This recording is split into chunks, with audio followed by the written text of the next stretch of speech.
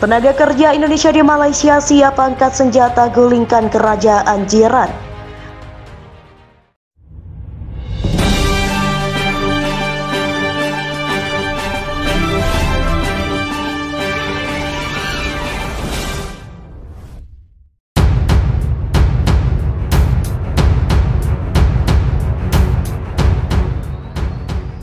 Mantan anggota parlemen dan pusat komando menyatakan bahwa tenaga kerja Indonesia yang kini berada di Jiran siap angkat senjata untuk memperkuat serangan TNI di perbatasan jantung kota Jiran.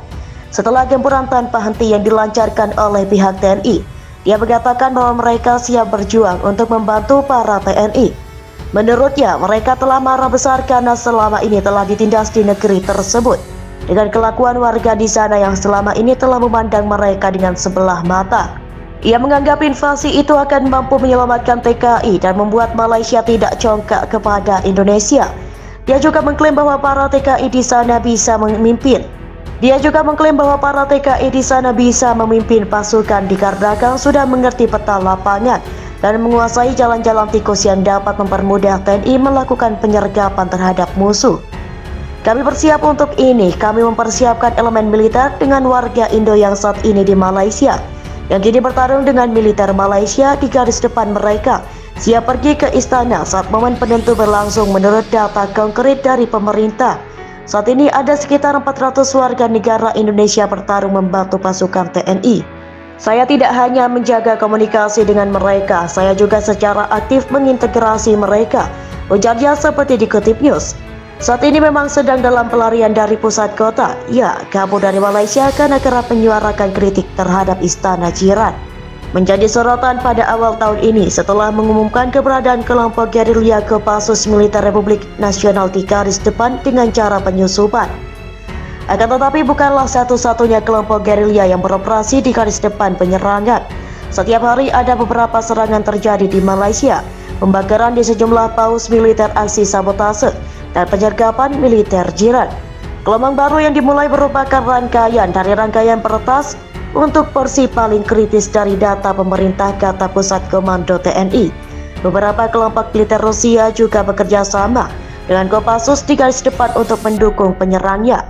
Pusat Komando juga mengatakan bahwa TNI memang masih jauh dari target untuk meratakan seluruh wilayah. Namun hasil ini sudah sangat bagus karena mampu menyerang sampai daerah perkotaan, ujar sang kapten. Selain itu, beliau juga menegaskan bahwa TKI benar-benar antusias untuk membela tanah kelahiran mereka. Cinta tanah air dan semboyan NKRI harga mati benar-benar tertanam di hati para TKI yang berada di sana, sambung sang kapten komando.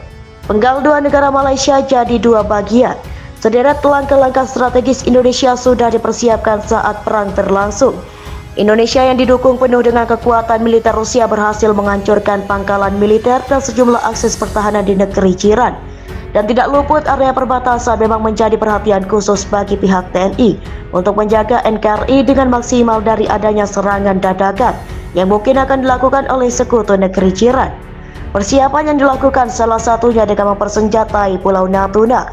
TNI mulai mendorong maju arsenal perangnya ke perbatasan antar negara melalui minimum ASEAN SEAL Force, alias kekuatan pokok minimum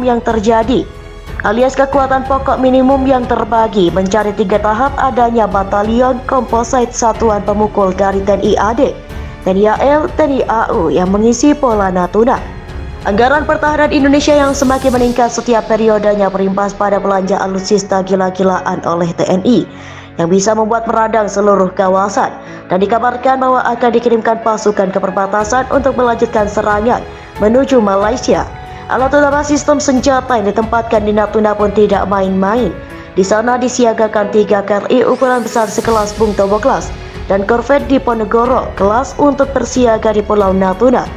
Terbaru tentunya korvet kelas Persib TNI AL yang tanpa diduga ternyata ikut nimbrung di Natuna.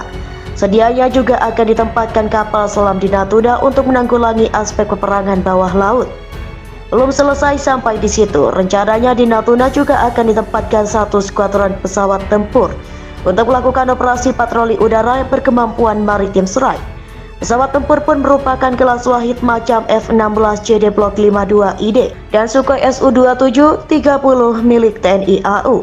penambahan pasukan elit 3 matra milik TNI macam Marinir, Pasca serta Kostrat